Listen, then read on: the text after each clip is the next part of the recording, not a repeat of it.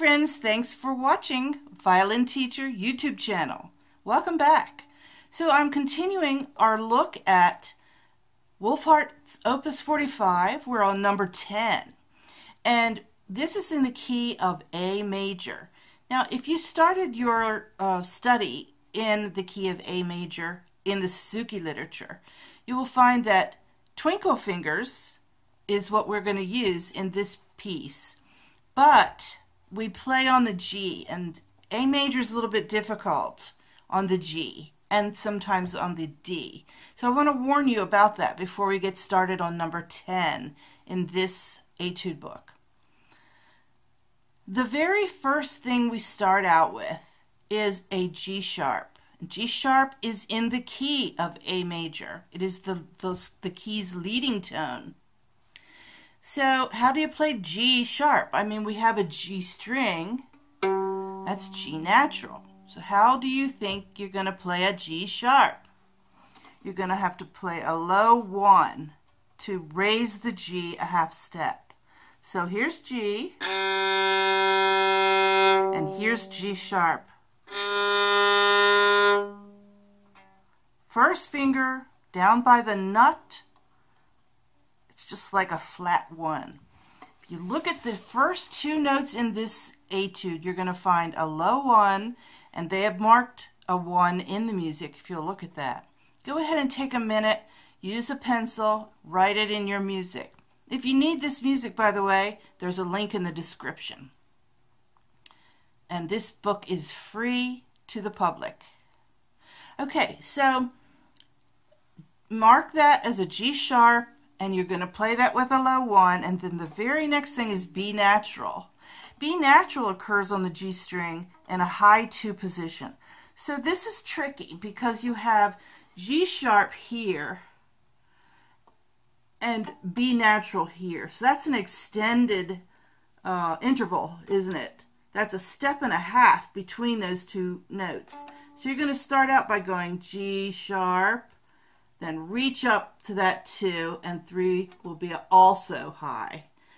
We don't play a 3 in that sequence of notes, but when we get to a 3 on G, that'll be a C sharp. All right, then let's talk about what we're doing on the, that's just, by the way, those G string finger placements is just a natural, you know, how it happens on G in this key. Low 1, high 2, high 3.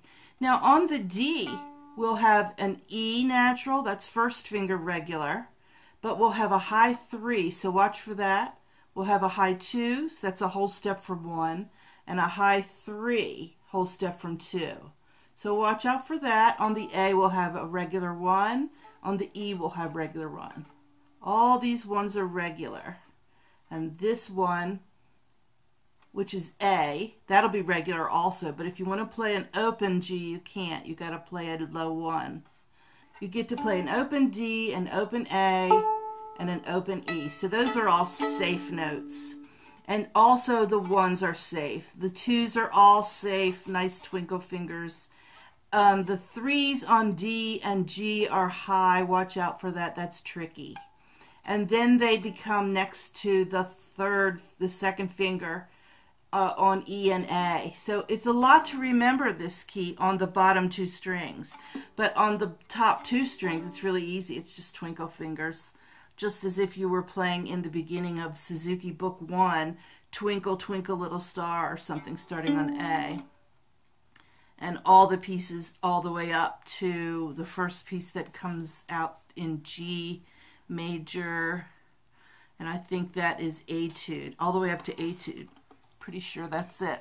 So back to this first etude then. Watch this low 1, then followed by the high 2. Now if you look at your music, you'll see this is only 4 lines long, but it has a bowing in there too. Every 4 notes there's a slur. So maybe we could do it without the slur, you know, because it kind of complicates things, doesn't it? Let's look at this page also. The instructions at the top.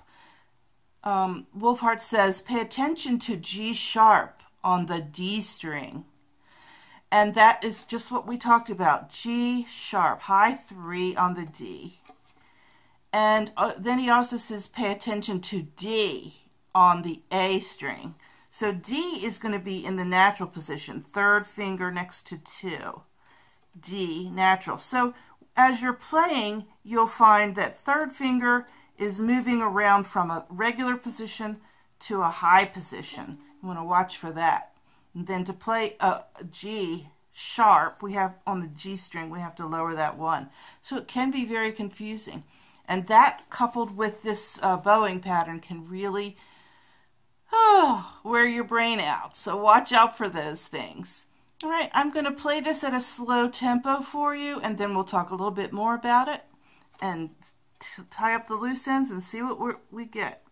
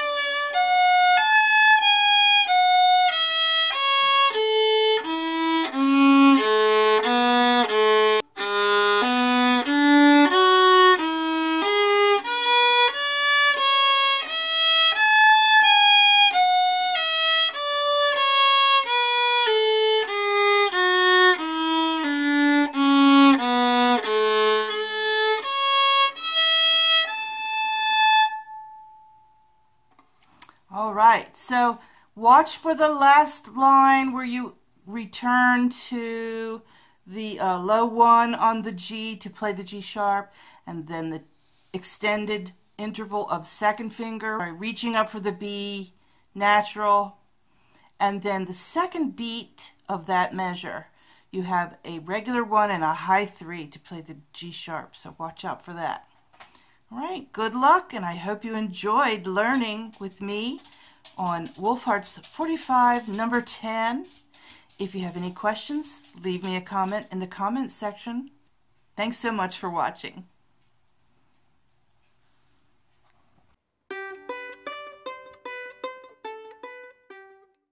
Thanks so much for watching this video.